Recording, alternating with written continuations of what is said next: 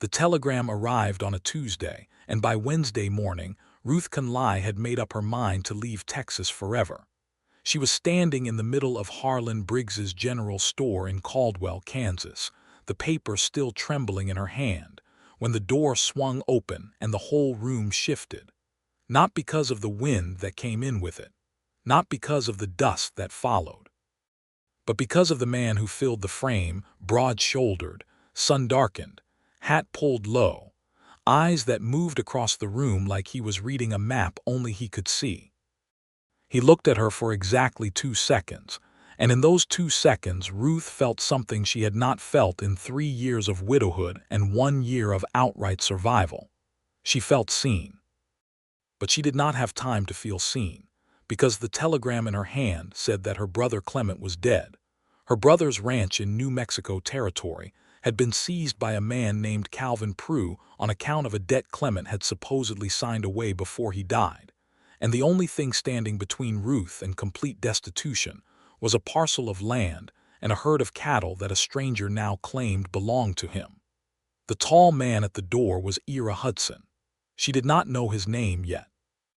She did not know that he had ridden 40 miles that morning through a dry wind to pick up a single piece of equipment for his cattle operation south of Caldwell.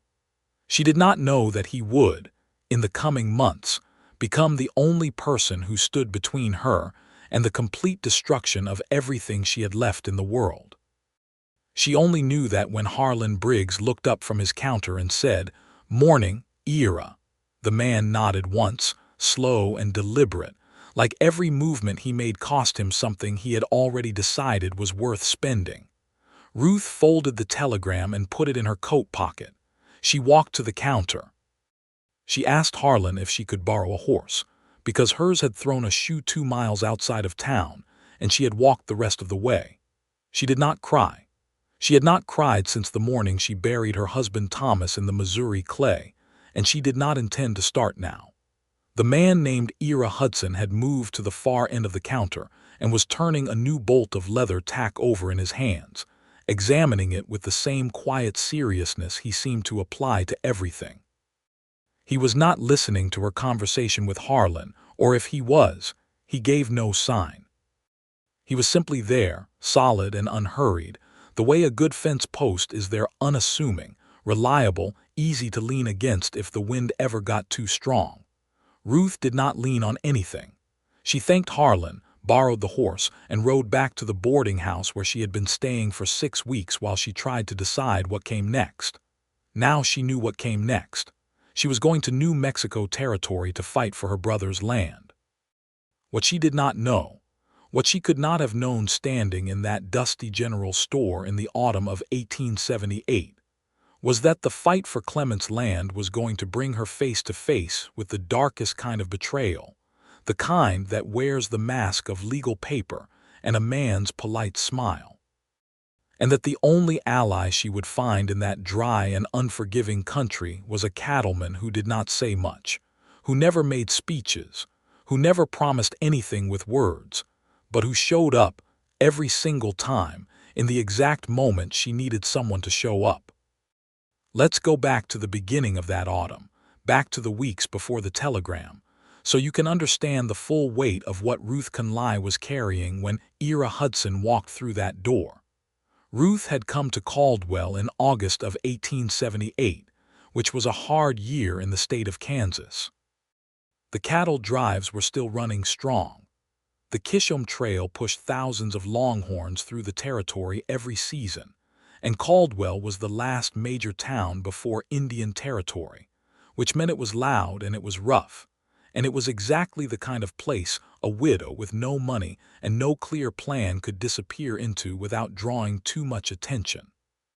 She had left Missouri after Thomas died of a lung infection in the spring of 1877, spent a year working as a seamstress in a small town east of Wichita, and then drifted west, following the only logic available to her, which was that land was worth something and she had none of it. Her brother Clement Conley had homesteaded in New Mexico Territory in 1874, near a town called Cimarron, in the northeastern part of the territory, where the grass was still decent, and a man could build something if he was willing to work without rest. Clement had written to her regularly in the early years, cheerful letters full of plans and optimism and long descriptions of the Sangre de Cristo Mountains turning red in the evening light. Then the letters had grown shorter. Then they had come less often. Then in the summer of 1878 they had stopped altogether. Ruth had written 3 times with no answer. She had been telling herself there was a reasonable explanation. The mail was unreliable in the territories. Clement was busy. Clement was always busy. The telegram from the land office in Cimarron told her the truth she had been avoiding. Clement Conley had died in June of 1878, reportedly from a fever, though the circumstances were described in the telegram as unclear. The land, a section of approximately 640 acres with water rights on a tributary of the Cimarron River, had been claimed by Calvin Prue of the Prue Land and Cattle Company, on the basis of a deed agreement signed and notarized in April of 1878, 2 months before Clement's death. Ruth had no other family. She had no money to speak of. She had $32 and a small amount of fabric and thread. She had a quiet anger that she wore like a second skin, and she had the absolute unshakable conviction that her brother had not borrowed money from Calvin Prue, and that the document Calvin Prue was using to claim that land was either fraudulent or coerced. She needed to get to Cimarron. She needed a lawyer, or at least a man with enough influence that other men would listen. She needed, in short, things she did not have. What she had, as she sat in her small room at Mrs. Alderman's boarding house and stared at the ceiling and tried to plan, was exactly nothing except her own determination. The next morning, she went back to Harlan Briggs's general store to return the borrowed horse and to ask if he knew of anyone traveling south toward New Mexico territory. She did not find Harlan right away because Harlan was in the back settling an argument about a shipment of nails. But she found Ira Hudson again, which she had not expected. He was sitting on the porch bench outside the store, turning his hat in his hands, waiting for something. His horse, a big dark bay with a white sock on the left foreleg, was tied at the post and stood with the patience of an animal that had been trained by someone who never rushed. Ruth tied up her borrowed horse and sat on the other end of the bench, because the sun was already hot and the bench had shade, and she was not going to stand in the sun out of social discomfort. She sat down with the telegram in her hand again, reading it for perhaps the 10th time, as though the words might rearrange themselves into something more manageable. He did not speak for a long while. She had almost forgotten he was there. Then he said quietly, without looking at her, "Long way to go by yourself." She looked up. He was looking at the horses, not at her. "I haven't told you where I'm going," she said. "New Mexico territory," he said. "Heard you talking with Harlan yesterday." Cimarron way. She studied the side of his face. He had a jaw that looked like it had been cut from the same rock as the land around them, and there were fine lines at the corner of his eye that came from squinting at long distances for many years. She guessed he was in his mid-30s, though weathered men were always hard to age with certainty. "That's right," she said. "I'm running a small herd south in about 4 days," he said. "Down through Indian Territory and across into the Territory. I can take you as far as the Canadian River crossing. After that, you'd be maybe 2 days' ride from Cimarron." She did not say anything for a moment. "Why would you do that?" she asked. He put his hat on and looked at her for the first time directly, and the look was absolutely without any of the calculation or performance she had come to expect from men who offered help. It was just a plain, honest assessment. "Because it's a hard road alone," he said, "and you look like a woman who'd rather die than admit that." Ruth almost smiled. "Almost. I can pay you something," she said. "Not a great deal." "Don't need it," he said, and stood up, and went inside to find Harlan, and that was the end of the conversation. She sat on the bench for another minute, trying to decide if she trusted him, trying to decide if it mattered whether she trusted him, and arriving at the conclusion that 4 days would tell her enough. His name was Ira Hudson, and he ran cattle on a lease south of Caldwell. A modest operation with perhaps 300 head and 2 permanent hands and 1 seasonal drover who came up from Oklahoma country in the spring. He was a widower too, though Ruth did not learn this until the 3rd day of the drive south when she asked him a direct question about it, and he answered with the same economy he applied to everything else. "Lost my wife in '75, he said. "Fever took her. We had a place in the Flint Hills. I couldn't stay there after." "Children?" Ruth asked.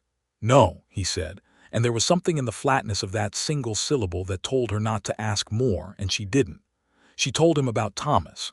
She told him about Missouri and the lung infection and the long winter of sitting next to a man who was dying and not being able to stop it.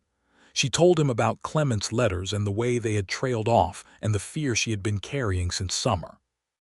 She had not told anyone all of this in sequence before, and she was slightly surprised to find herself doing it now, talking to this man's profile as they rode side by side through the red grass of the Kansas plain.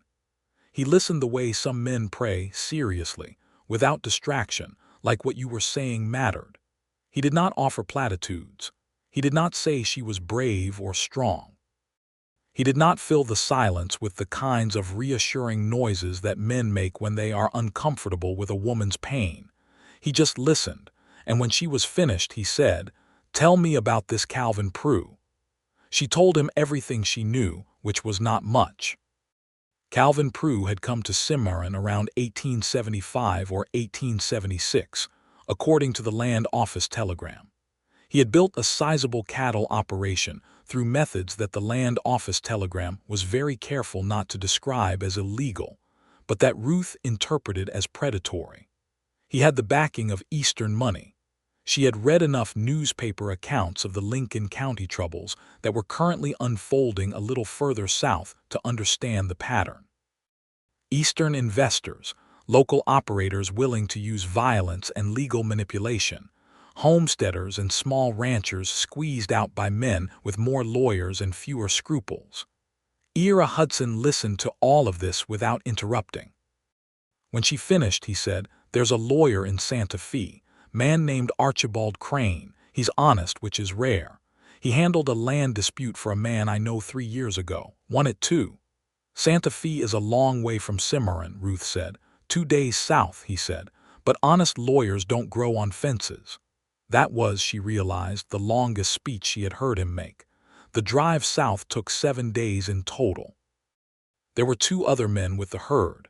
A taciturn man of about 50 named George Pell, who had the look of someone who had given up on conversation many years ago and was perfectly content, and a younger man, perhaps 25, named Dix, who talked enough to compensate for both of the others combined.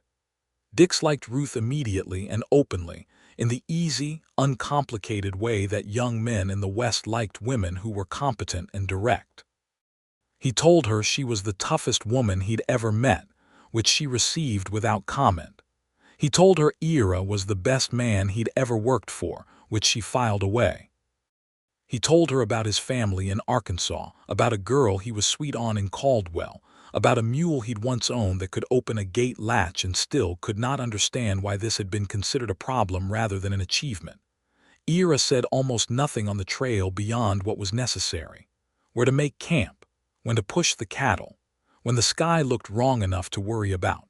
He communicated most things through action. If the fire was low, he added wood. If someone's horse needed checking, he checked it without being asked. If there was hard riding to be done in the rain, he was the first one doing it and the last one to stop. On the 5th night, when a late-season storm rolled through and the cattle threatened to scatter, and the lightning was making the horses nervous, and the rain was coming in sideways with a cold that felt more like January than September, Ira Hudson worked for 4 straight hours in the dark and the wet to keep that herd together. Ruth, who had no obligation to help and who had ridden hard all day, got up and helped anyway. She did not know much about cattle, but she could ride and she could follow direction. And when Ira pointed left, she went left, and when he pointed right, she went right. And by 3 in the morning the storm had passed and the herd was whole. He looked at her across the fire they built afterward to warm up, and he said nothing. But the look said something that Ruth would not let herself name yet. She turned away from it and told herself it was the firelight and the exhaustion and the particular trick that gratitude plays on a person's emotions when they have been carrying too much for too long. At the Canadian River crossing, he stopped the herd and turned to her. "I'm taking this herd to a buyer in a town called Tascosa," he said. "That's west. You need to go south and east." He handed her a piece of paper with the lawyer's name on it. Archibald Crane, Santa Fe. He handed her a little money, not a great amount, but more than she currently possessed. She started to refuse it, and he said, flat and final, "Don't." She took it. He also handed her a letter sealed with wax. "Give that to a man named Del Rourke at the first settlement past the crossing," he said. "He's a good man. He'll see you the rest of the way to Cimarron safely." She looked at the letter. She looked at him. "You wrote this last night," she said, because she had seen him writing by the fire after she'd gone to sleep and had thought nothing of it. "Yes," he said. She held the letter for a moment. "You planned to do this from the beginning." He looked at the river. "Seemed like you'd need it," he said. Ruth Conley had not cried at her husband's grave. She had not cried reading the telegram about Clement. She did not cry now. But something in her chest cracked open just a little, like a seam giving way under too much pressure, and she had to look away from him for a moment and breathe carefully. "Ira Hudson," she said when she had collected herself. "Ma'am," he said. "Thank you," she said, and it was possibly the most sincerely she had ever said those two words to another human being. He nodded once. He turned back to his herd. He did not look back, and she told herself she was glad of it, because if he had looked back she wasn't sure what she would have done. Del Rourke was exactly what Ira's letter apparently described. A steady, gray-haired man who ran a small trading post at the crossing of the Canadian, and who, upon reading Ira's letter, immediately sent for his daughter and her husband to accompany Ruth south. He asked no questions and offered no explanation. He simply arranged things. The road to Cimarron took Ruth through country that was beautiful in the way that hard things are beautiful, volcanic peaks to the west, catching the afternoon light, golden cottonwoods along the river bottoms, a sky so enormous it made Missouri feel like a room. But Ruth had no capacity to be moved by scenery just then. She was building her case in her head, organizing what she knew and what she didn't know, trying to anticipate Calvin Prue and whatever tools he would deploy against her. She reached Cimarron in the first week of October, 1878. Cimarron was a town with a dark reputation in that period, and rightly so. The Lincoln County War was spilling trouble northward into Colfax County, where land disputes and cattle wars had already taken lives and would take more. The Maxwell Land Grant, a massive Spanish land grant that had been sold to a European investment company, had created a situation in which settlers who had farmed their land for years suddenly found themselves told they were squatters and needed to leave or pay. Clement Conley had been one of those settlers. Ruth understood this only gradually, as she settled into a small rented room above the hotel and began asking careful questions. The local newspaper editor, a nervous man named Felix Aldgate, told her most of it.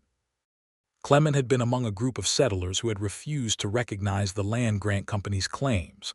Calvin Prue was an agent of that company, not its owner, but its sharp edge in Colfax County. The debt document was almost certainly fraudulent.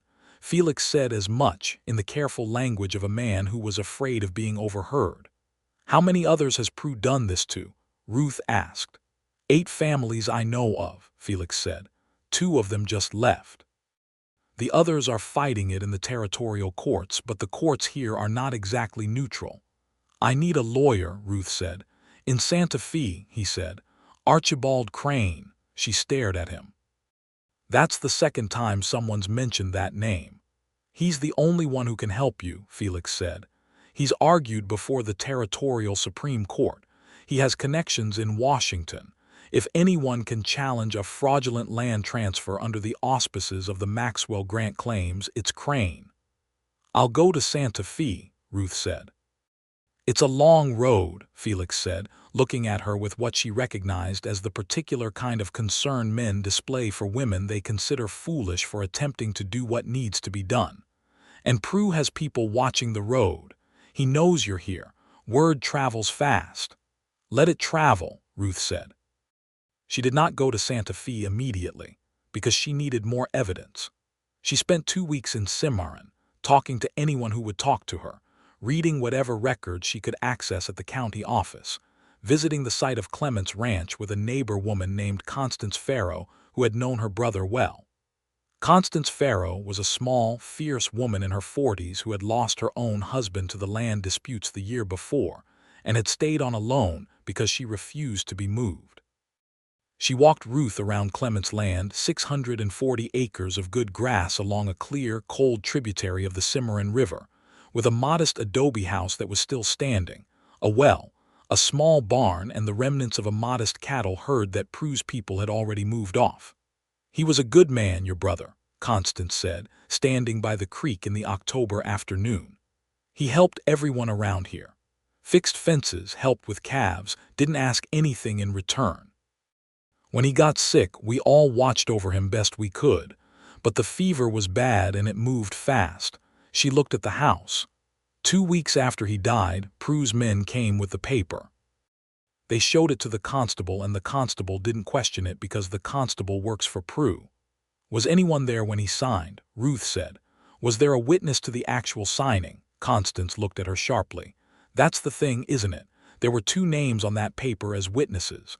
One of them was a man named Josiah Greer who left Cimarron right after and hasn't been seen since. The other one," she stopped. "Who?" Ruth said. "A man named Beaumont Ash," Constance said carefully. "He runs a small livery in town. He's not a bad man, but he's afraid. Prue has something on him, I think. But if someone could get him to tell the truth about what he witnessed." "It wasn't Clement's signature," Ruth said. "It was not a question." Constance looked at her.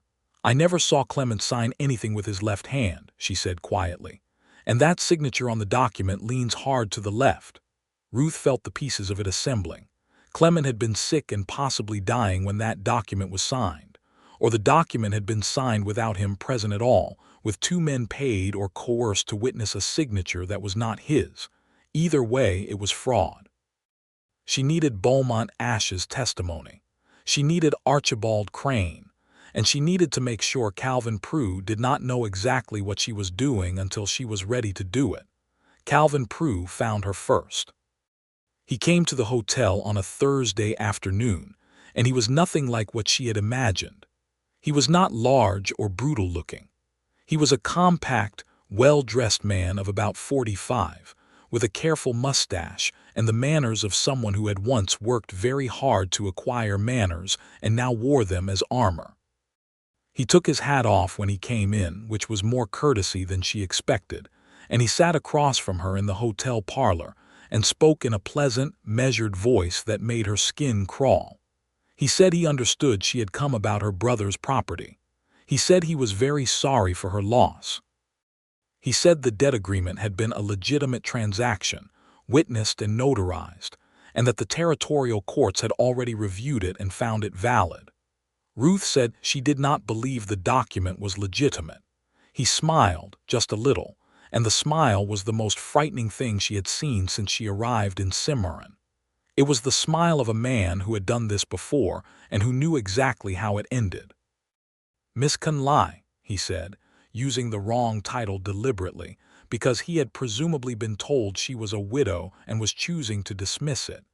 "I understand grief makes things look different than they are, but the legal process has run its course. The land is legally transferred. I'd advise you to return to wherever you came from and save yourself a difficult and expensive pursuit." Ruth looked at him for a long moment. "I appreciate your counsel," she said pleasantly. He left. She went immediately to Beaumont Ash's livery. Beaumont Ash was a thin, anxious man with the eyes of someone who had been frightened for a long time. He denied everything at first, as she had expected. She did not push too hard. She simply sat on a hay bale in his livery and told him, in plain language, what she believed had happened, what she believed his role had been, and what she intended to do with that information, whether he helped her or not. She told him that she had no interest in seeing him prosecuted. She told him that what she wanted was the truth, and that the truth, set before the right judge, would protect him as much as it would expose Calvin Prue. He looked at his hands for a long time. "Prue will know I talked," he said. "Prue already knows I'm here," Ruth said. "He came to see me today to tell me to leave. That means he's worried. Men who have nothing to fear don't come to make personal visits." Ash was quiet for a long time. Then he said, very quietly, "Clement Conley was not in that room when the paper was signed. He was in bed with fever at the Faro place. I was told he'd given verbal consent and that the signing was just a formality. Josiah Greer signed first and then I signed. But the man who put the signature on the paper as Clement Conley was one of Prue's riders. I know it wasn't right." His voice was thin and miserable. "I needed the money. Prue paid me $30. $30 to steal a dead man's land." Ruth breathed very carefully. "Will you sign a sworn statement?" she said. "If I have protection," he said. "If there's someone here who can make sure Prue doesn't—" "There will be," Ruth said, with a certainty she did not entirely feel. She wrote to Archibald Crane that night. And then she wrote another letter, one she sat with for a long time before she wrote it because she was not sure she had any right to ask. She addressed it to Ira Hudson, care of the buyer at Tascosa, Texas, which was the only address she had for him. She described the situation. She described what she needed, not a rescue. She was careful to say that, not someone to fight her battles. She needed a witness to the process. She needed another steady hand. She needed someone she trusted in a town where trust was a rare and dangerous commodity. She sealed the letter. She was not sure it would reach him. She was not sure if it reached him that he would come. She went on preparing her case. Archibald Crane wrote back within 3 weeks, faster than she expected. He was interested. The fraudulent land transfer under Maxwell Grant claims was exactly the kind of case he had been building arguments around. He would come to Cimarron in early December. He needed Beaumont Ash's sworn statement, any additional witnesses she could find, and any records from the county office that could establish a discrepancy in the notarization. Ruth found 2 more things in the county records that helped her case considerably. The notary who had supposedly certified the document was a man who had died in August of 1878, 2 weeks after the document's date, but 4 months before it had been filed, which meant the notarization date on the document was either wrong or the document had been backdated. Either way, it was a fracture in Prue's case that Archibald Crane could work with. She brought this to Felix Aldgate, who printed a small item in the newspaper about irregularities in the land office records. Prue's people came to the newspaper office the next day and broke a window and left a note that Felix showed to Ruth with shaking hands. That night someone tried to open the lock on her hotel room door. She heard it and sat up in the dark and said, loudly and calmly, "I have a revolver and I know how to use it." The handle stilled. The footsteps in the hallway retreated. She did have a revolver. Thomas had taught her to shoot before he got sick, which was possibly the most useful gift he had ever given her. November came in cold and hard. The plains grasses turned brown and the mountains went white with early snow, and Ruth Conley sat in her room every night and worked through the legal arguments she was building by the light of a kerosene lamp, trying to learn enough land law to be useful to Archibald Crane when he arrived. And then, on a cold Monday morning in the second week of November, she looked out her hotel window onto Cimarron's Main Street and saw a dark bay horse with a white sock on the left foreleg tied at the post in front of the hotel. She stood at the window for a moment, not quite trusting what she was seeing. Then she went downstairs. Ira Hudson was in the lobby, talking to the hotel keeper, hat in his hand. He still had the look of a man who had ridden a long way without letting it show in his face, but she could see the dust on his coat and the particular weariness in his shoulders that came from too many days in the saddle. He turned when he heard her on the stairs and looked at her the way he had looked at her in Harlan Briggs's store, that plain, direct, honest assessment, and then he said, "Got your letter?" "You came all the way from Tascosa," she said. "Wasn't much keeping me there after the sale," he said. She stood on the bottom stair and looked at him, and for a moment the feeling in her chest was so complicated and so overwhelming that she could not organize it into anything sensible. It was relief and gratitude and something else, something warmer and more dangerous that she had been carefully not looking at since the night by the fire on the cattle drive. "I didn't mean for you to come all this way," she said. "I know you didn't," he said. "You shouldn't have, Ruth," he said, and the use of her given name stopped her entirely. He had called her ma'am the whole drive south. He said it quietly, without any particular inflection, and he looked directly at her. "I came because I wanted to come." The simplicity of it disarmed her completely. "I'm glad you're here," she said, which was also simple, also true, and also completely inadequate for everything she was actually feeling. "Show me what you've got," he said. On Prue, she showed him everything. They sat at the small table in the hotel parlor for 2 hours while she laid out the evidence, Ash's testimony, the notary's death date, the records from the land office, Constance Farrow's account of the day Clement died and the day Prue's men arrived. Ira read everything carefully, asking questions that were few but precise, and at the end he sat back and said, "You've built a solid case." "With Archibald Crane," she said. "Without a good lawyer it's still just paper." "Crane's coming in December," he said. "First week," she said. "Then we have 3 weeks," he said. "What else do we need, we?" The word sat in the room between them, and Ruth looked at it and chose not to examine it too closely. "I want to find Josiah Greer," she said. "He's the other witness. If Ash turned, I need to know if Greer can be found and whether he'd talk." "Where'd he go?" Ira said. "No one here knows," Ruth said. "Felix thinks he went to Springer, maybe to Las Vegas." Las Vegas was the New Mexico Territory town, not the Nevada one, a railroad hub 50 miles south.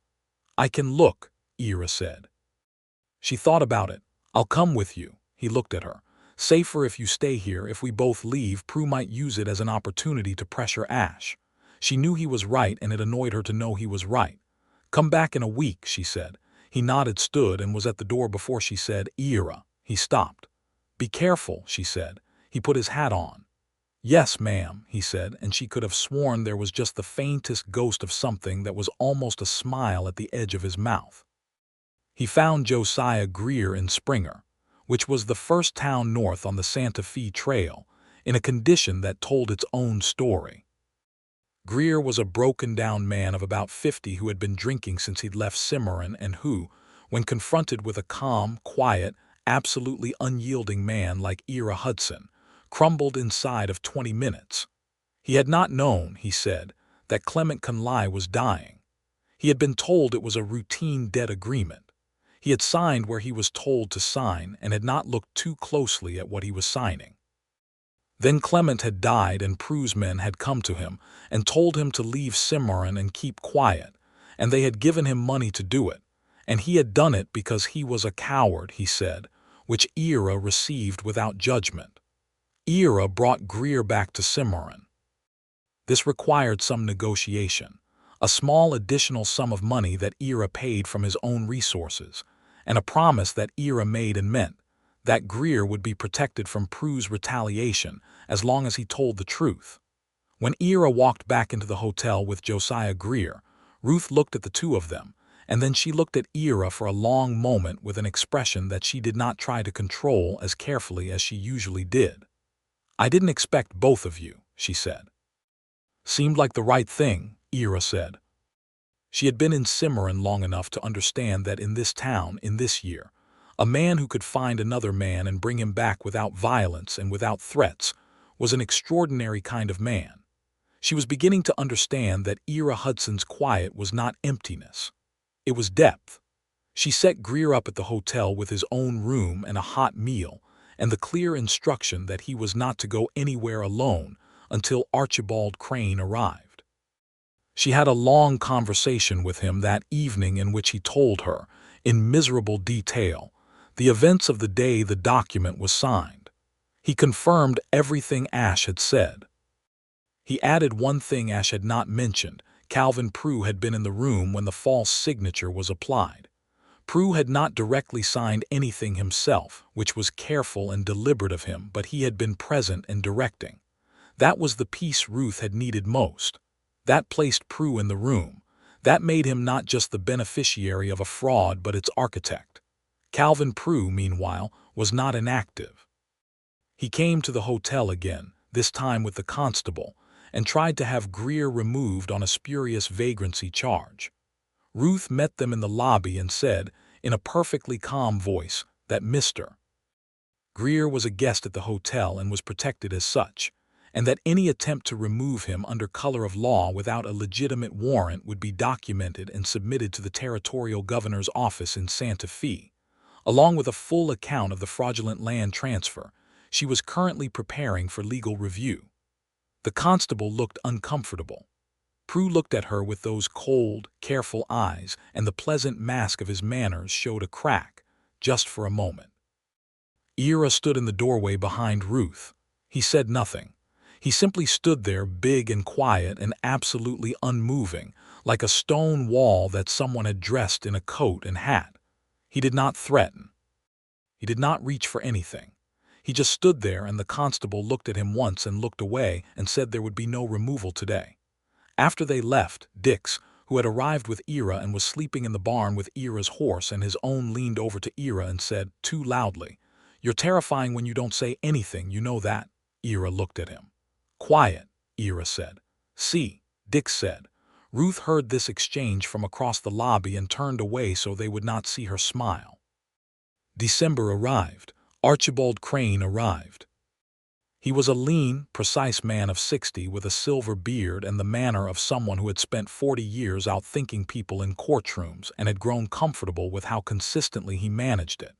He read everything Ruth had prepared, interviewed Ash and Greer separately and at length, reviewed the notary records, and then sat back in his chair and said, "Mrs. Conley, you have done exceptional legal preparation work." "Will it be enough?" Ruth said.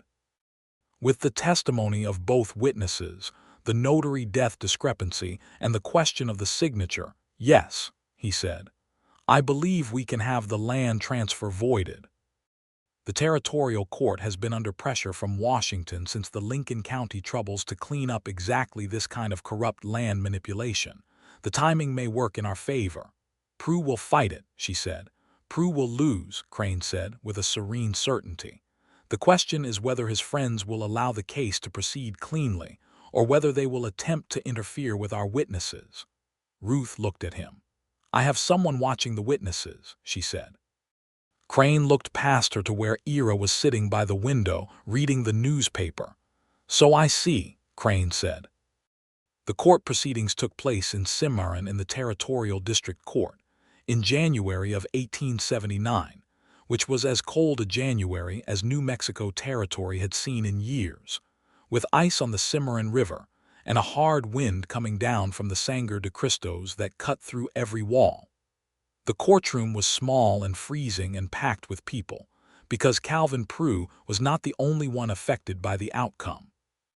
Every settler who had been squeezed by the Maxwell Grant claims was watching this case, because if Archibald Crane won it, there was a precedent. Prue's lawyers were expensive and experienced. They argued that the testimony of Ash and Greer was self-interested and unreliable, that the notary date discrepancy was a clerical error, and that the signature had been independently verified as Clement Conley's. Archibald Crane's counter was a masterwork of methodical demolition.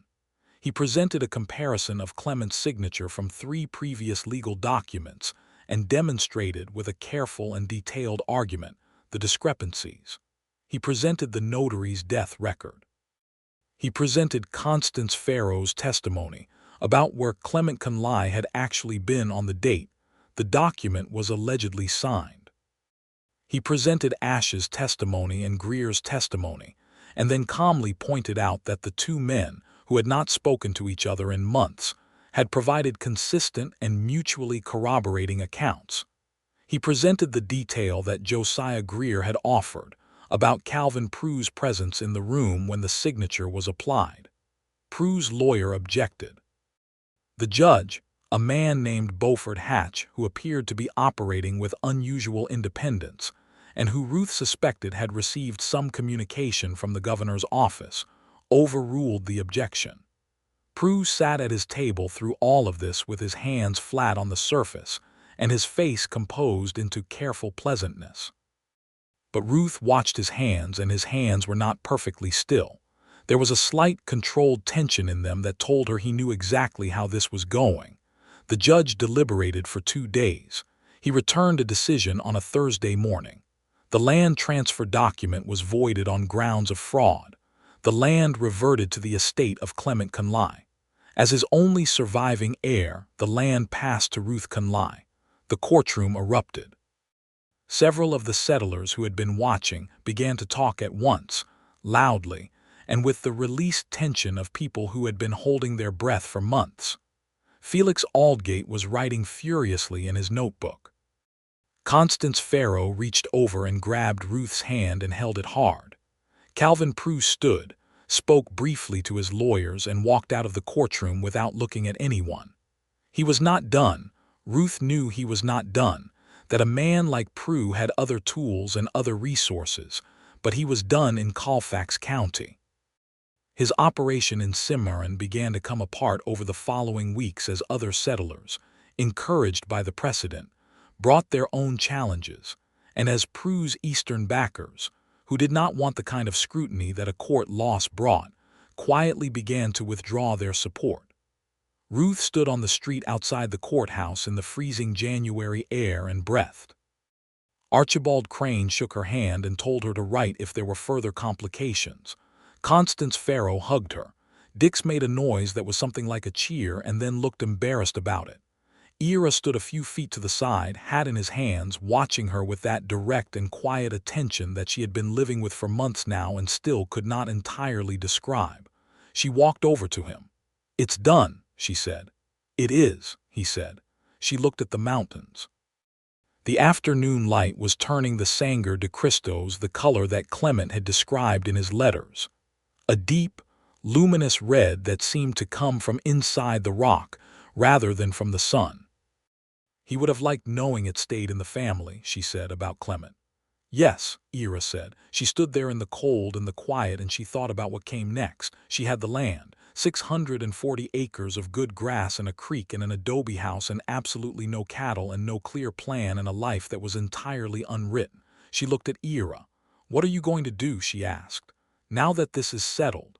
He was quiet for a moment. "That depends," he said. "On what?" He looked at her.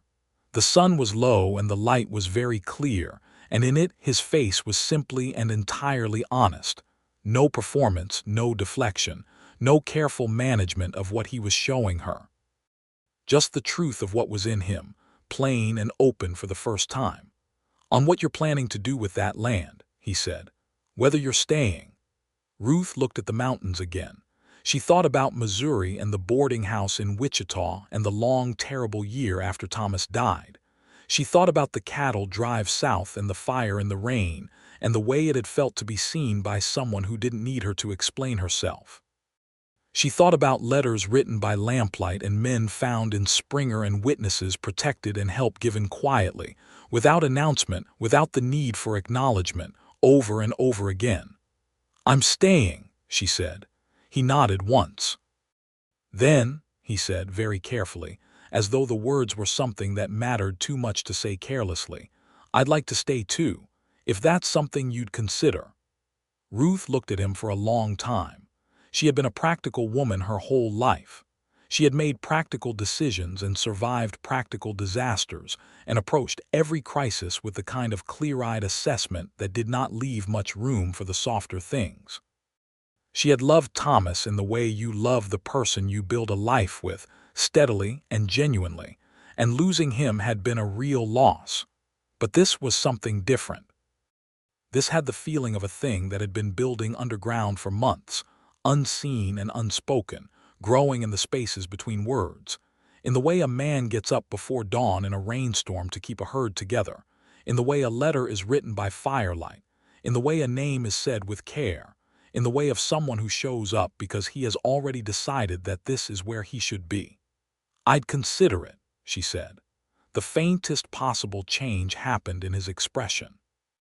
Not quite a smile, but the territory adjacent to one a softening, a release of some tension she had not even known he was holding. "All right," he said. They walked back to the hotel side by side in the cold January air, not touching, because they were both people who moved carefully and who understood that the most significant things did not need to be rushed. But they walked in an easy, companionable silence that was entirely different from the silence of strangers, and Dix, who had somehow managed to appear on the street behind them and was watching, said to George Pell, "Something happened just now." George Pell looked at him. "Something's been happening since Kansas," he said. They stayed in Cimarron through January and through February as Ruth began the work of understanding what she had inherited. The adobe house needed repair. The fences needed work. The well was good, but the small barn needed a new roof. These were not insurmountable problems. They were the specific, solvable problems of a property that had been neglected, and Ruth found them almost comforting after the abstract terror of legal proceedings and fraud and the threat of losing everything. Ira worked. He worked the way he did everything, without fanfare, without requiring instruction, appearing where he was needed and doing the thing that needed doing. He repaired the adobe walls with Dix's help. He rode the fence lines. He had quiet conversations with neighboring ranchers about cattle and grass and water rights, the kind of foundational conversations from which real understanding of land grows. He slept in the barn, which was appropriate and proper, and he ate supper at the house every evening, which Constance Farrow declared was also appropriate, and which she supervised with the authority of a woman who had decided she was going to consider Ruth her nearest neighbor and act accordingly. On a warm evening in February, when the frost had eased enough that the creek was running clear again, Ruth walked down to the water and stood watching it in the fading light. She heard him come up behind her, not footsteps exactly, but the particular change in the air that she had learned to associate with his presence. He came to stand beside her, and they watched the water for a while. "Are you happy?" he said. It was not a question she had expected from him. She thought about it genuinely, which was how she answered everything. "I think I might be," she said. "That surprises me." "Why?" "Because I wasn't expecting to be ever again," she said. "After Thomas. After everything." She looked at the water. "I thought survival was the best I was going to do." "You're doing more than surviving," he said. She looked at him. "So are you." He was quiet for a moment.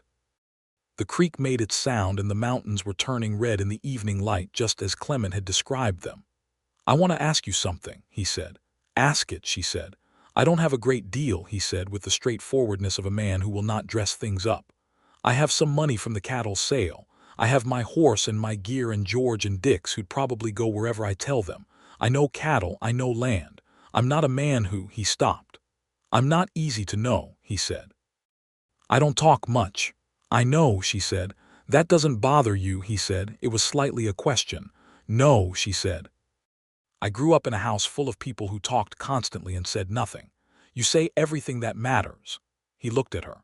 The light was very clear and very soft, and in it she could see plainly everything that was in his face, the long seriousness of him, the depth of his attention, and underneath it, visible now in a way it had not quite been before, something tender and a little uncertain that made him look younger and more human, and absolutely unlike anyone she had known before. "Ruth," he said. "Yes," she said. "Would you be willing to consider marrying me?" he said. "I mean it, the whole of it. This land, whatever comes with it, whatever you need, I want to be here." She had known it was coming. She had known it for a while, but hearing it still did something to her chest, still rearranged something that had been closed for a long time. "Yes," she said, "I would consider it." "You'd consider it," he repeated very slightly. "I mean yes," she said. "I mean I would marry you, Ira Hudson." He reached over and took her hand, and that was all. They stood by the creek in the fading light with their hands together, and the Sangre de Cristo Mountains turned the color of fire above them, and the world was very quiet and entirely good. They were married in Cimarron in March of 1879. in the small Presbyterian church that had recently acquired a minister. A young man from Pennsylvania named Reverend Gates, who was earnest and a little overwhelmed by the frontier, and who performed the ceremony with the touching seriousness of someone attempting to rise to an occasion larger than his experience. Constance Farrow stood for Ruth.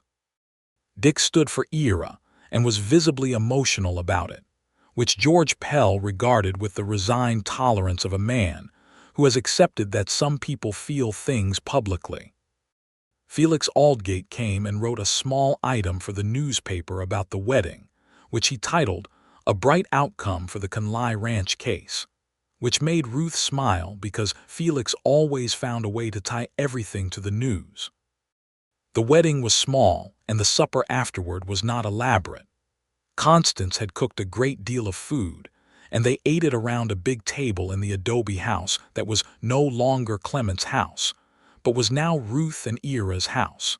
And the warmth of the fire and the food and the people who had come to care about them filled it up in a way that made it feel like a beginning rather than an end. Ira sat across the table from her through most of the supper, and he watched her with an attention that was so warm and unguarded that Constance leaned over to Ruth at one point and said quietly, "That man is gone over you entirely." "I know," Ruth said. "Is the feeling mutual?" Constance said. Ruth looked at her husband across the table. "Entirely," she said. The spring of 1879 was the beginning of a different kind of life. Ira brought a small starter herd from a rancher north of Springer, 40 head of good cattle, that he bought at a fair price through careful negotiation. George stayed on permanently as a hired hand and built himself a small structure at the edge of the property, with the enthusiasm of a man who had decided he had found his last and best employment. Dick stayed through the spring, and then went back to Caldwell to pursue the girl there, which everyone agreed was probably for the best, and wrote letters every few months that were long and detailed and full of news. Ruth ran the domestic operations of the ranch with the same systematic intelligence she had applied to building a legal case. She kept careful records. She negotiated with suppliers. She expanded a small kitchen garden into a substantial one. She learned more about cattle than she had imagined she would want to know, and she found that she was interested genuinely, practically interested, in the questions of grass management and water rights and breeding that formed the substance of Ira's working days. They talked about these things in the evenings, which were their best hours. Ira had not precisely become a talker, but with Ruth, in the quiet of their home, he was more open than he had been with anyone since he lost his wife 4 years before. He talked about what he observed and what he was planning, and he listened to what she thought with the same seriousness he gave to everything.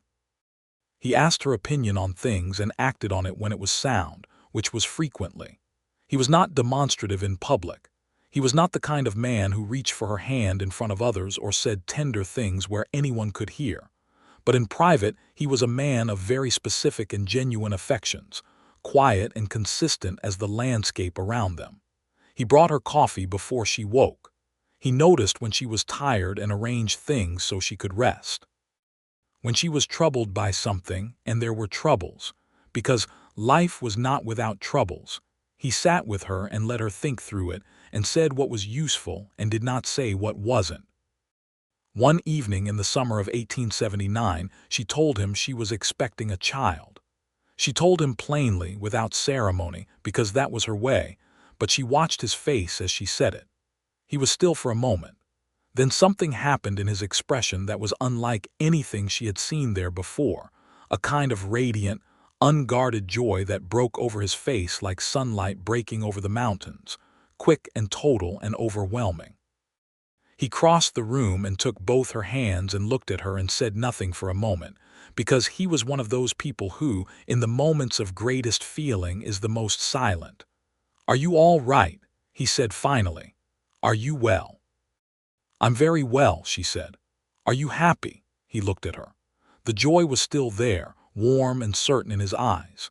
"Extraordinarily," he said. Their son was born in February of 1880 in the adobe house on the Cimarron tributary, with Constance Farrow attending, and a doctor who had recently settled in Cimarron named Dr. Elliott, a competent and calm man who managed the birth with efficiency and care. The birth was hard. Ruth was not a small woman, but the baby was large. And afterward she was exhausted in a way she had not expected, a deep bone-level tiredness that lasted for several days. Ira barely left the house during those days. He managed the ranch from close range, checking in with George frequently but never going far. He sat with her in the evenings. He brought her things. He held the baby, their son, with a care so concentrated it was almost funny, this large, weathered, quiet man holding a very small baby with both hands as though he were handling something more fragile than anything he had ever encountered, which he was. They named the boy Clement for her brother, and Ira did not need to be asked. She had mentioned it once tentatively, and he had said, "That's right," and that was the end of the discussion. Clement Hudson grew up knowing the land the way children grow to know things when they are embedded in them from birth. He knew where the best fishing was in the creek, and which fence post was loose, and how to tell by the color of the grass which pasture had been grazed too long. He had Ruth's directness and something of her quick intelligence, and he had his father's capacity for silence, which was both a gift and occasionally a source of mild frustration to his mother.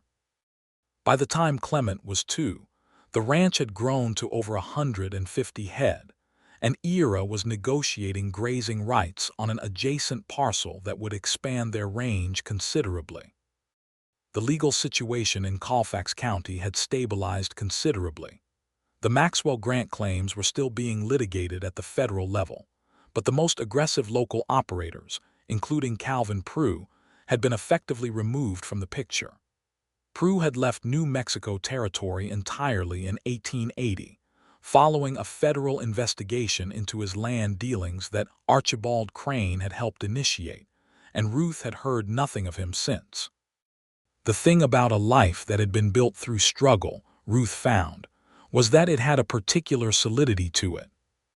Every fence post and adobe wall and fence line on that land had a story in it, the story of a fight that had been won through patience and intelligence, and the grace of having the right people in the right places at the right time. She did not take the land for granted. She never would. She also did not take Ira for granted, which she suspected was rarer. She thought about this on a winter morning in 1881, standing at the window of the house with Clement on her hip and watching Ira come in from checking the cattle in the early frost. He came across the yard in his steady, unhurried way, his breath making small clouds in the cold air. He stopped to latch the gate behind him, the specific gate that he had repaired 3 times and that still had the tendency to swing open in a hard wind. He latched it carefully. He turned and looked at the house. He looked at her in the window. He raised one hand in greeting just slightly. A simple thing, a small thing, and yet, she thought about the general store in Caldwell, the door swinging open, the room shifting. She thought about the bench on the porch and the plain, unhurried voice saying, "Long way to go by yourself." She thought about a letter written by firelight and a man found in Springer in a cold lobby in a hard town where he had simply stood in a doorway and refused to move. She had not needed saving, exactly. She had done the work herself, found the evidence, built the case, faced down Calvin Prue and his constable and his lawyers and his veiled threats. She had done all of it, but she had done it with someone beside her who showed up every single time in the way and in the place that was needed. That, she thought, was love of a kind she had not known to look for, not declared loudly, not performed for an audience, just present, just steady, just there. She lifted her hand back. He came inside, bringing the cold with him, and kissed her cheek and took Clement from her, holding the boy easily now. He had lost the careful terror of the first days, though none of the tenderness, and said, "The fence on the south pasture needs another post by spring." "I know," she said. "I looked at it yesterday." He looked at her. "Of course you did," he said. She smiled at him, and he almost smiled back, and Clement grabbed his father's hat and flung it across the kitchen floor, and the morning went on in its ordinary and extraordinary way. The second child came in the spring of 1882. They had hoped for another boy. Both of them had privately admitted this, though neither would have admitted it to the other. But the baby that arrived was a girl, small and fierce and furiously opinionated from the first hours of her life. They named her Ada. Ada was, from the beginning, her father's child in temperament, quiet, observant, absolutely determined, possessed of a patience that seemed unusual in someone who had not yet learned to walk. She would sit and watch things for long periods with an intensity that made grown adults slightly uncomfortable, as though she were reading their intentions, which perhaps she was. She was also deeply, helplessly attached to Ruth, and Ruth to her, in the particular way of mothers and daughters who are cut from similar cloth. Clement, 2 years older, was Ada's primary advocate and occasional adversary, as siblings go.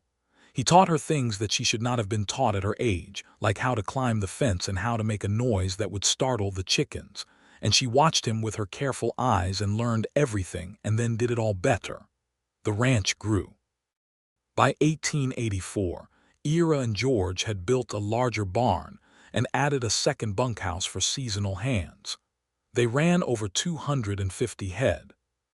The land was well managed. Ira had a particular sensitivity to grass and water that came from years of observation, and he managed the grazing rotation with the same patient attention he gave to everything else. Constance Farrow was a constant presence.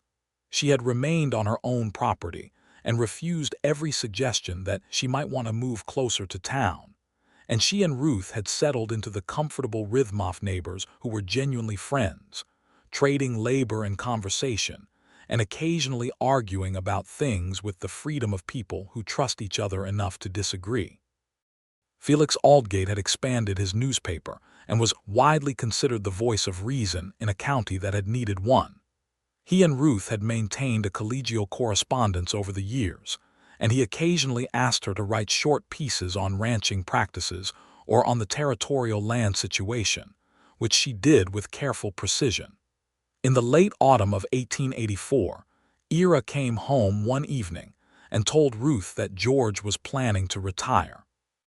George was 63 years old and had been working cattle since he was a boy and had told Ira that morning, with the directness of a man who had never in his life said anything he didn't mean, that he thought his joints had earned a rest and he intended to take one.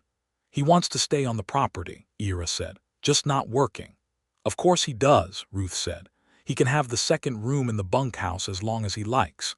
Ira looked at her. "I already told him that," he said. "I know you did," she said. He studied her face. "Sometimes I wonder if you know what I'm going to do before I do it," he said. "Sometimes I do," she said pleasantly. He shook his head, and that almost smile appeared at the corner of his mouth, and she reached across the table and put her hand over his, and he turned his hand and held hers.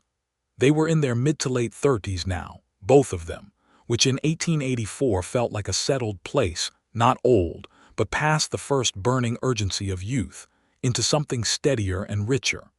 Ruth had lines at the corners of her eyes from years of squinting at sunlight and at ledger books. Ira had more gray in his hair than she was entirely prepared to think about. None of this seemed to have diminished anything between them. If anything, the accumulation of years had deepened it, the way a creek deepens through years of water flowing, shaped by what it had moved through, more certain of its course. In the winter of 1885, Ruth was working on the ranch accounts when she found an accounting irregularity. She could not immediately resolve a discrepancy in the records from a cattle buyer they had used the previous fall, a man out of Raton named Dempsey. The discrepancy was not enormous, but it was consistent over 3 purchases, and a consistent discrepancy was not a coincidence. It was a pattern. She showed it to Ira, who looked at it for a long time.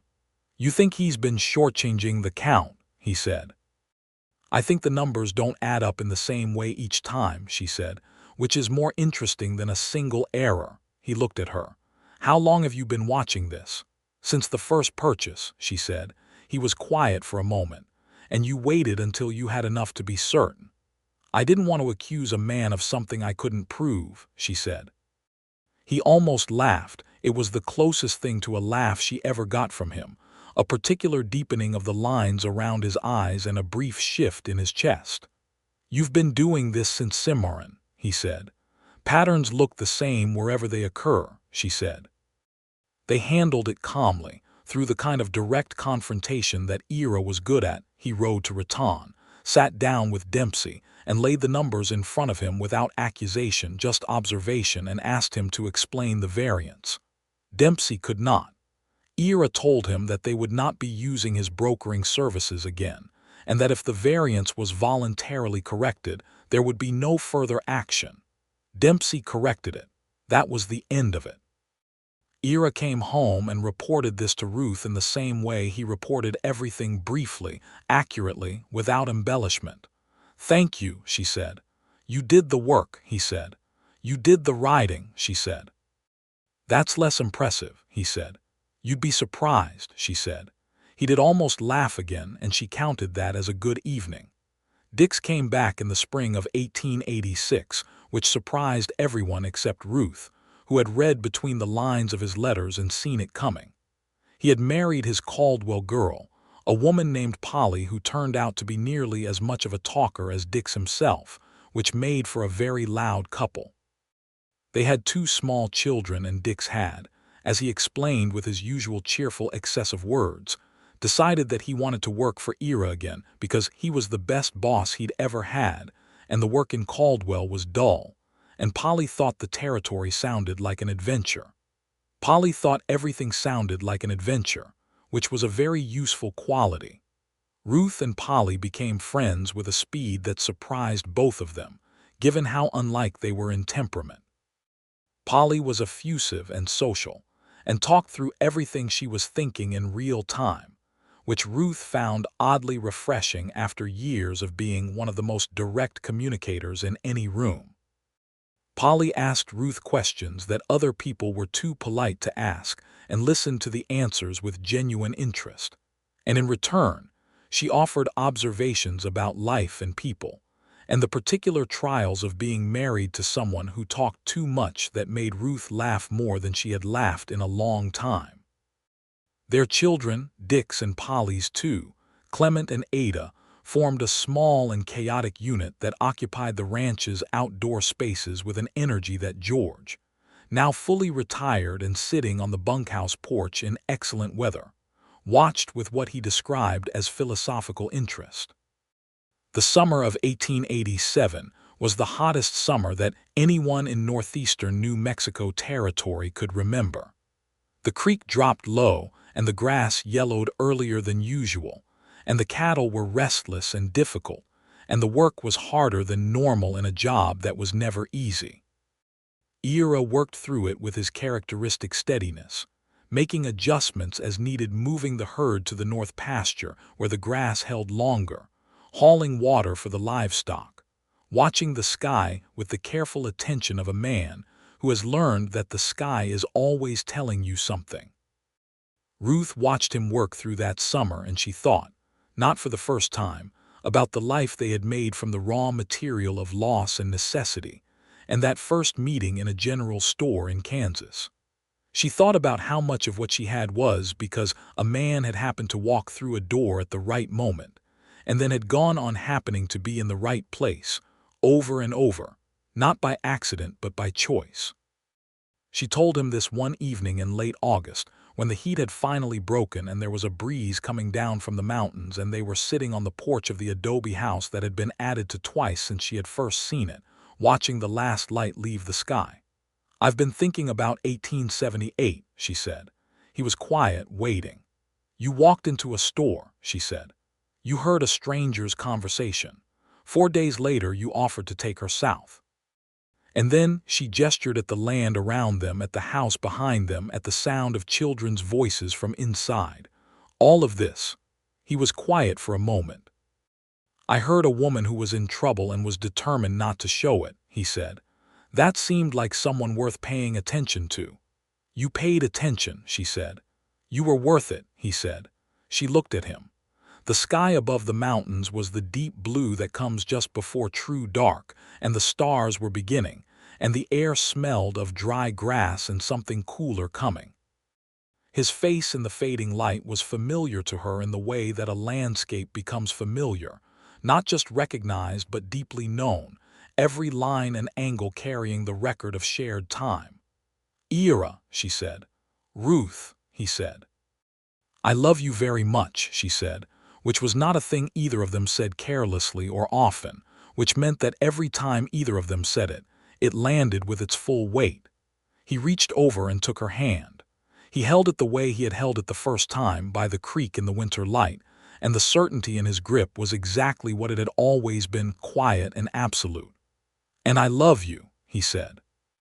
The stars came out one by one over the Sangre de Cristo Mountains, which turned from red to dark, and then to a deeper darkness lit at the edges by starlight. And the two of them sat together in the good warm night, and did not need to say anything else. The years continued to accumulate, as years do when a life is well and honestly built.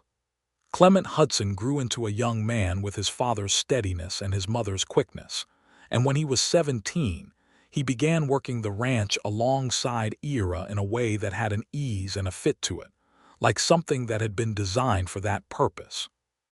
Ada, 15, had her mother's fire and her father's patience in equal measure, which was a formidable combination that made her teachers at the school in Cimarron both admire her and occasionally feel they were slightly outmatched.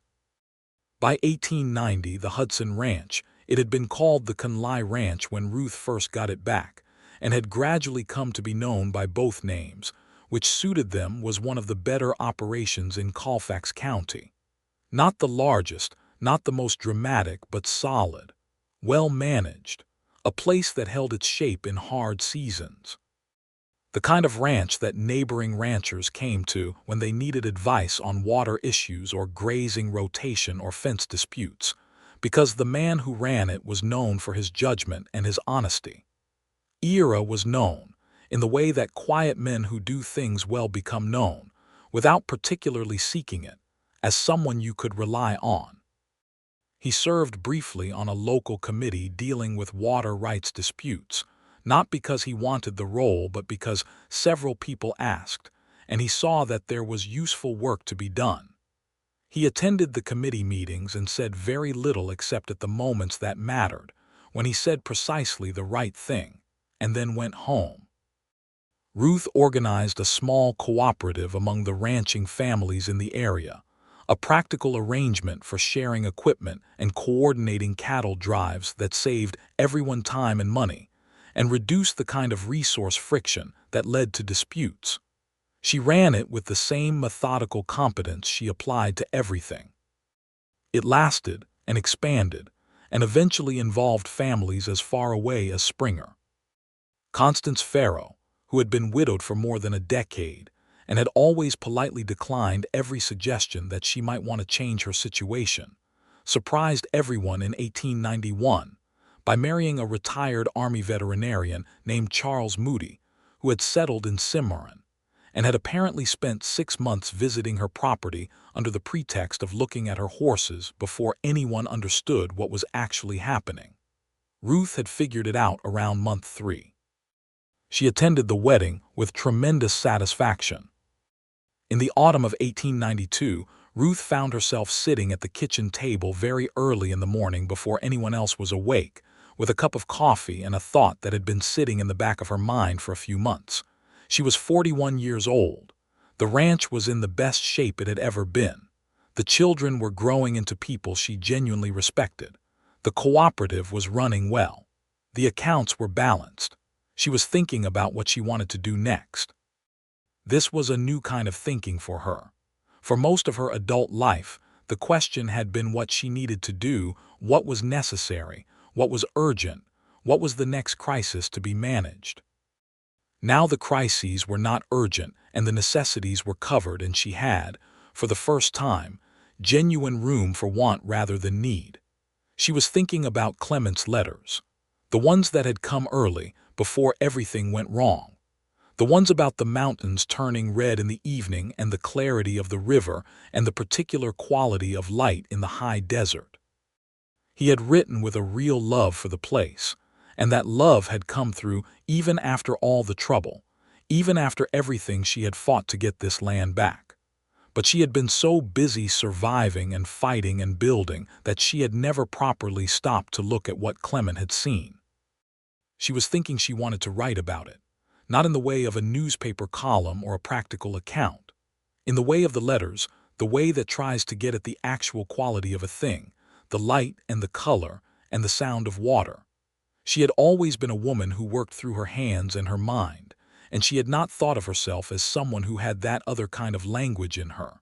But sitting in the early morning quiet of her kitchen, she thought perhaps she did. Ira came downstairs an hour later and found her writing at the kitchen table, which was unusual enough that he paused in the doorway. "What are you doing?" he said, not intrusively, just curious. She looked up. She was slightly self-conscious about it, which was not a feeling she was used to. "Writing," she said. "Not anything useful." He looked at her for a moment. "Most useful things start that way," he said, and went to get his own coffee.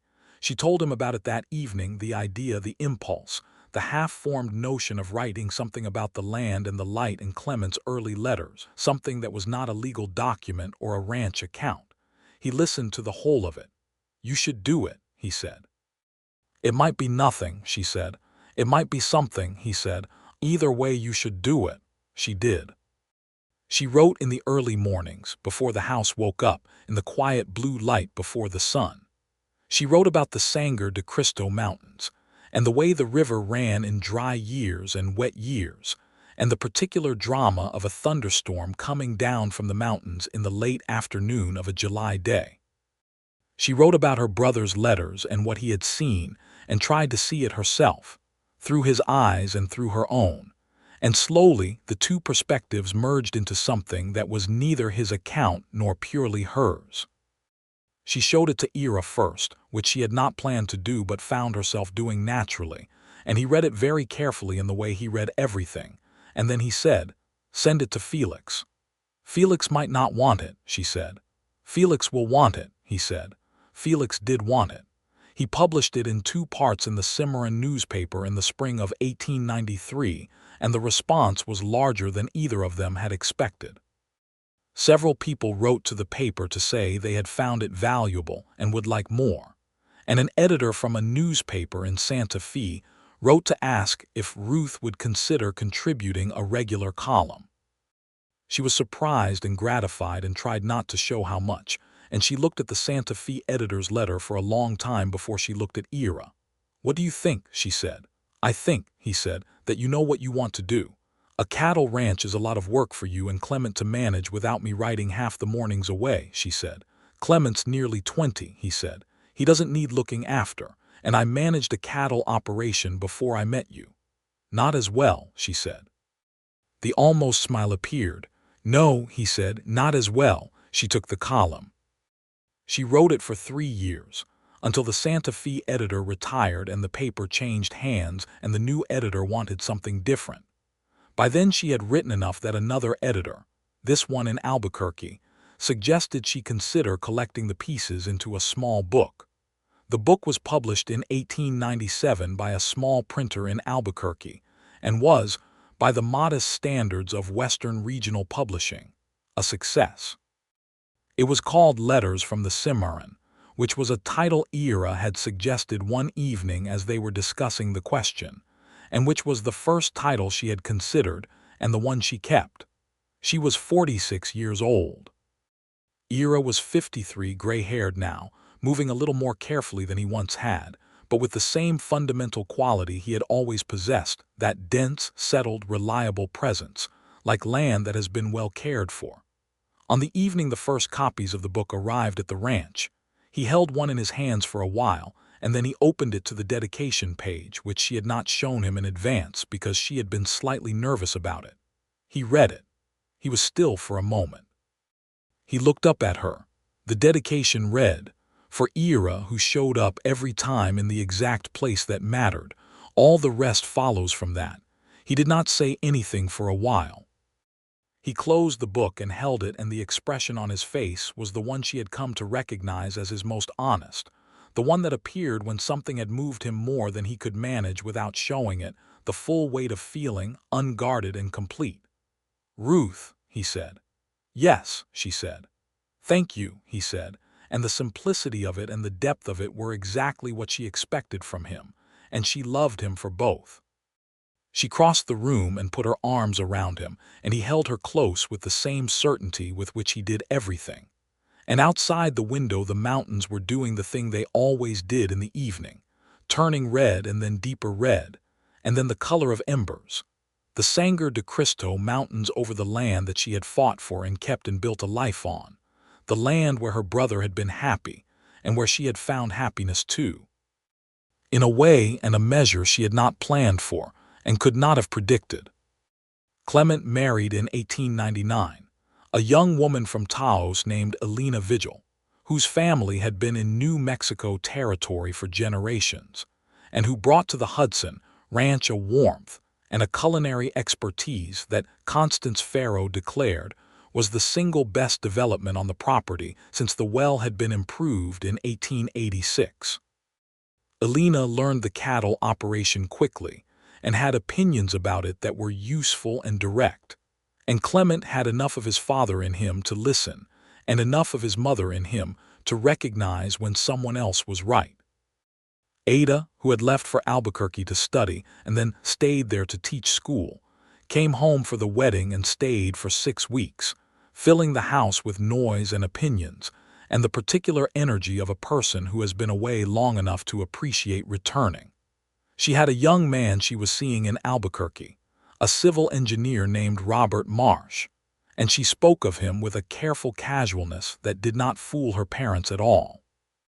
Robert Marsh came to the ranch the following spring and spent a week helping with cattle work that he was largely unequipped for and attempting to learn things that took most men several seasons, and doing all of it with a cheerful willingness that Ira watched and assessed and eventually pronounced, in his own way, adequate.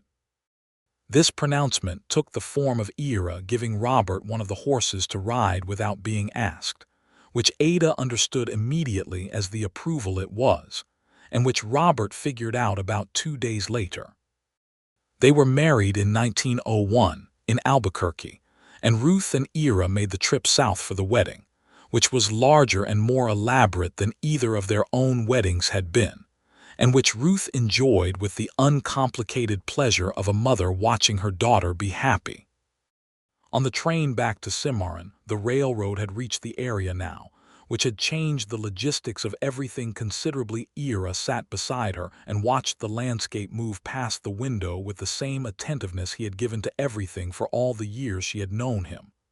"Do you remember the cattle drive south?" she said. He looked at her. "I remember most things," he said. "You were so quiet," she said. "I didn't know what to make of you." "I didn't know what to make of you either," he said. "You were the most self-contained person I'd ever seen, sitting there on that bench with that telegram and looking like you'd fight the whole world if it came to it." "I was going to," she said. "I know," he said. "That's why I offered to take you south." She looked at him. "Not because I needed the help. Not because you couldn't manage without it," he said. "Because I wanted to be part of what you were going to do. It seemed like something worth being part of." She took his hand on the train seat the way she had taken it 100 times, the way it still felt like the right and natural place for her hand to be. "It was," she said. "I think so." "Yes," he said. "I know so." The landscape rolled past the high desert, the mountains, the vast and complex beauty of the country they had lived in for over 20 years now, the country that had given them everything and cost them everything, and kept its promises in the way that land keeps promises, not with words but with seasons and returns and the steadfast fact of its presence. By 1903, the ranch was in its fullest expression. Clement and Elena ran the cattle operation in partnership with Ira, who had stepped back somewhat but remained involved in the decisions that mattered. Ruth continued to write. She had published 2 more collections, one specifically about the history of the Colfax County land disputes written from the perspective of someone who had lived through them, which had been received by historians as a valuable primary account. She had also been invited to speak in Santa Fe at a territorial assembly on water rights, which she had done with the same precise directness she brought to everything. George Pell had died peacefully in 1899 at the age of 76, in his room in the bunkhouse on the property, which was where he had wanted to be, and they had buried him on a quiet piece of the land above the creek. Ruth had spoken at his small funeral, and Ira had stood beside her in that characteristic way of his present, steady, saying nothing that needed to be said in words. Dix and Polly had eventually moved on west, toward Arizona territory, where Dix had a brother, but they wrote faithfully and visited when they could, and their children and the Hudson children maintained a correspondence that had become its own thing, a friendship inherited through the accident of their parents' connection. Constance Farrow Moody was still alive and still fierce at 70, still running her own property with the assistance of a hired hand and her husband Charles, who had given up pretending he was retired and had gone back to helping area ranchers with their livestock, because he was a man who was not designed to be still. She and Ruth still talked every week and argued about things with the freedom of 25 years of trust. The life that Ruth Conley had built from a telegram and $32 and the absolute refusal to be moved. This was it. The house with its additions, the land with its fences, the children grown and building their own lives, the man beside her who had been beside her for so long that she could not now picture herself as the self who had sat on a bench outside a general store in Kansas and not yet known his name. She thought about all of this on a clear October morning in 1903, standing on the porch of her house in the early light, coffee in hand, the mountains turning red as they always did, as they had since before she was born and would do long after. Ira came out behind her and stood at her shoulder, close enough that she could feel his warmth in the cold morning air. "What are you thinking about?" he said. "Harlan Briggs's General Store," she said. He made a small sound. "That was a while ago." 25 years, she said. He was quiet for a moment. "Would you do it differently?" he said. She considered this with the seriousness it deserved. "No," she said, "not a single thing." He put his arm around her, which was something he did easily now, after all these years, with the ease of a man who has found the place where he belongs and no longer needs to be careful about showing it.